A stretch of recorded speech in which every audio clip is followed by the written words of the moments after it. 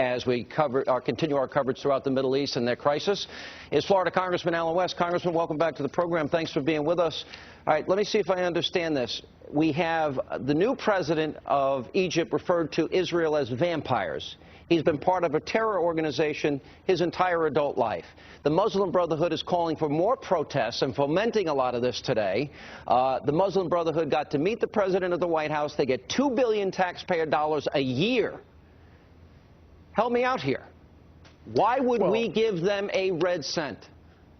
Well, Sean, it's very simple, and it's great to be with you. It's because we're operating in fantasy land.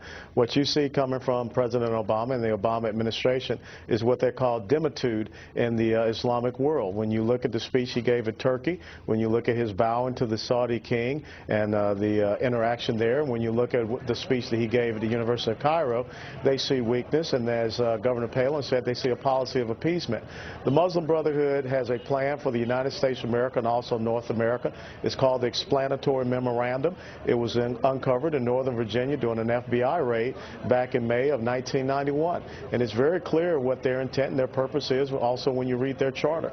This is a group that is very closely tied to terrorism, and all of these subsidiary Islamic terrorist groups really have the Muslim Brotherhood as the grandfather organization, which was established back in the 1920s. All right, explain this to me. It seems to me, Congressman, Colonel, we're at a tipping point.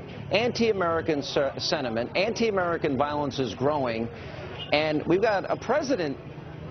I don't even think appeasement is the right word, as much as he is weak. And the people in the Middle East, all they know is strength, and that strength needs to be backed up by a commitment to follow through.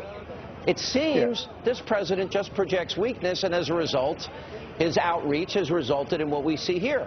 Am I wrong? No, you're absolutely right. Being in that part of the neck of the woods for about 40 months in my military career, they only understand strength and might.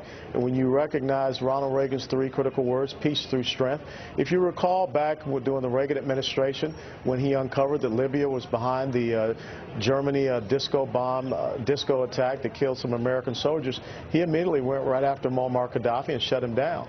But you don't see that coming out of this president. Daring the United States to act. So what's President Obama? Is the American flag flying at these embassies around the world right now? I'd like to know an answer to that. What does the president do? They're mocking us. They are provoking us to act. What does President Appeaser do here? Well, I think, first of all, you have to understand that a sovereign piece of the United States was attacked. When you attack an embassy, that's just like attacking the homeland of the United States of America. It's no different. And we also had an ambassador and several other Americans that was killed. So this is a blatant attack. It has nothing to do with this silly little Facebook video that came out 6 months ago.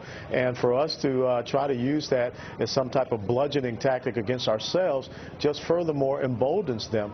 So what we need to do is have very diplomatic stance, first and foremost, to get our American citizens, get these embassies closed down, and we probably need to look at the representatives and diplomats from these countries and tell them to go home and figure out what they're going to do as far as the relations that they're going to have with the United States of America and how they're going to control radical Islamism in their countries. It's very clear that they are taking the side of being enemies of this state, and we need to send that message. And furthermore, the conditions that we have in place for funding, we need to make sure those conditions stay, and we should not let up on those conditions and not provide another cent. And I'll point out, Congressman, that's 3:21 a.m. in the morning, and it's still going on. And it's going on at other places around the world as well. But we appreciate you being with us. Well, you have to be very concerned because Friday prayers are coming, and this is only going to intensify. All right, Congressman, Colonel, it's good to see you. Thanks for being with us. Pleasure. And coming up as we continue, a Hannity